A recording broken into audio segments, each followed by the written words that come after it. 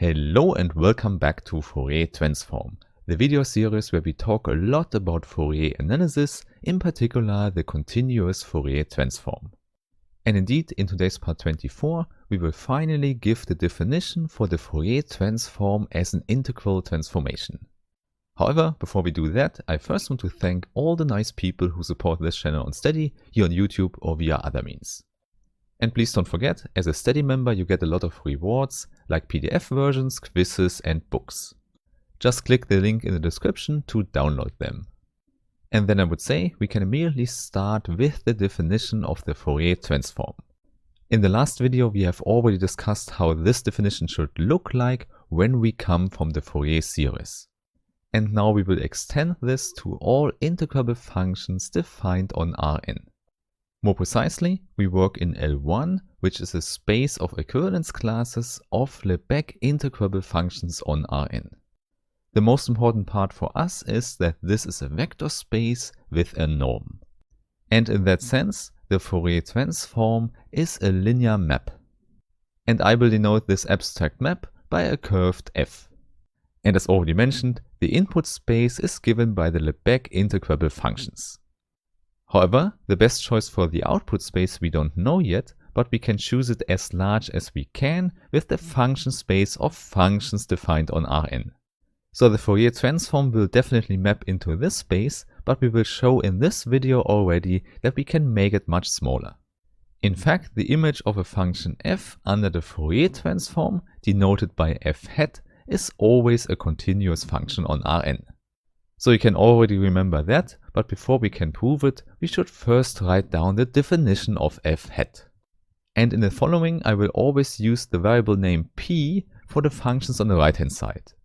On the other hand, the functions on the left hand side will get the variable name x. Now at this point you should already know that the Fourier transform is an integral transformation. And for the reasons we have discussed in the last video, we have a constant in front of this integral. It's 1 over the square root of 2 pi to the power n. So the dimension of our space Rn also goes into the constant. And then the crucial part inside the integral for the Fourier transform is the exponential function where p and x go in. However, p and x are vectors in Rn, and what we actually have here is the standard inner product of p and x. And to denote the standard inner product, I just use this big dot and not the pointed brackets as usual. Simply because we also have to deal with other inner products, for example, inner products of functions. Therefore, I want to use a simple notation for the standard inner product in Rn. And usually here we just have it inside the exponential function anyway. Okay, so there we have it. This is the whole integral transformation we call the Fourier transform. F just goes inside the integral and the integration is a linear map, so the whole thing is definitely also a linear map. We don't have any problems here, which means the integral exists for any point p, simply because f is an integrable function. And here you can remember that the Fourier transform is an example of an integral transformation where the integral kernel is given by this exponential function. And you might also know other integral transforms like the Laplace transform or the Hilbert transform. So they are all related in the definition, but they have different properties. Indeed, you might see that the properties of the Fourier transform can be really helpful for solving partial differential equations. However, here you should recall everything we have done for the Fourier series, which showed that considering L2 functions might be more helpful for understanding what the Fourier transformation actually does. Indeed, the square integrable functions have a nice inner product, also defined by an integral. However, in the continuous case here, this is all not so simple because L2 is not just embedded in L1. So in contrast to the Fourier series, this is just not a special case of the L1 case. And moreover, it also does not work the other way around, so we really have two different cases here. So please keep that in mind. When you see the Fourier transform somewhere, you also have to check the domain of definition given there. And here we will first start with the case that the domain of definition is given by L1. And for that, as already mentioned, the first result is that the output is always a continuous function. More precisely, we also get that f hat is a bounded function. And the common notation for that is a capital C with index lowercase b. So this is the vector space of functions from Rn to C which are continuous and bounded. Moreover, also this space has a nice norm given by the supremum norm. Hence, this is exactly what we can check now, namely that the supremum norm of f hat is finite. Hence, we can just use the definition of the supremum norm in Rn. So we take the absolute value or the modulus of f hat at any point p in Rn. So this is already the whole thing, so not complicated at all. So we actually just have the absolute value of the whole integral.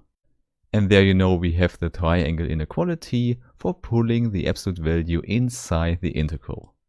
So we immediately get our estimate, which should be good enough to show that we have a finite supremum norm. Indeed, we already know that the modulus of this exponential function is equal to 1 no matter what x or p is. Therefore, the supremum over p does not change anything and we can just omit it. So we just have to integrate f absolutely, and we already know this is a finite number because f comes from L1. In fact, this is exactly the L1 norm of f. So by assumption, this is finite for any input of the Fourier transform. In other words, now we have already shown that the output f hat is a bounded function. So it only remains to show that we also have a continuous function there. And we can formulate this with sequences, so we take a sequence pk in the input space, and we assume that this sequence converges to a given point k. And then continuity at this point p would imply that we also have convergence in the output space. Or to say it more precisely, the images f hat of pk also converge to the image f hat of p. And now if this property holds for any point p in the domain and any chosen sequence pk that converges to p, then we have continuity everywhere. So this is how we usually define continuity, and please note here on the left we have convergence in Rn and on the right we have the convergence in C. Moreover, there on the right we have to deal with integrals, so the integration theory and measure theory can help us there. More concretely, we can apply Lebesgue's dominated convergence theorem again. And in order to do this, you might already know, we need a sequence of functions. So let's call them gk. And this is quite a natural definition. We just have to take everything we have in the integral except f.